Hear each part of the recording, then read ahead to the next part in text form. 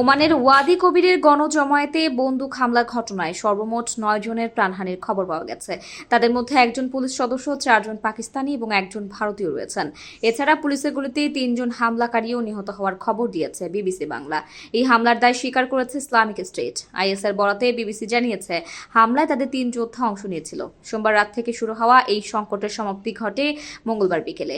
এরপর পরিস্থিতি স্বাভাবিক রয়েছে বলে বিবৃতিতে নিশ্চিত করে ওমান পুলিশ। হামলার সময় ঘটনাস্থলে কয়েকশো মানুষ আশুরা উপলক্ষে শিয়াপন্থী আয়োজনে অংশ নিয়েছিলেন।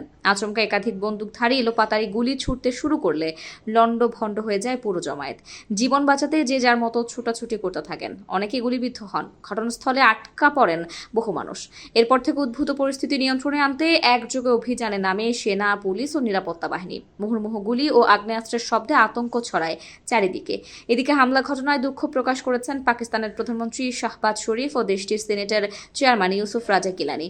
ওমান পুলিশের তরফ থেকেও নিহতদের পরিবারের প্রতি সমবেদনা জানানো হয়েছে। হামলার পর থেকে এখনও পরিস্থিতি থমথমে রয়েছে।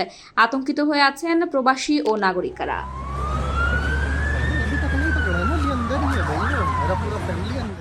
কারো কাছে স্বপ্ন পূরণ, কারো আনন্দের উপলক্ষ, আবার কারো জীবন পাল্টে দেওয়ার মুহূর্ত, কখনো জীবন বাঁচাতে সর্বোচ্চ গতিতে উড়ে চলা, কারো আবেগের শেষ মুহূর্ত, আপনজনের শেষ বিদায়ে শামিল হওয়া। এমন সব ইচ্ছে পূরণে সর্বনিম্ন ভাড়ায় দ্রুতগতির বাহন প্রবাসীর হেলিকপ্টার। আপনার প্রয়োজনে যোগাযোগ করুন আমাদের হটলাইনে।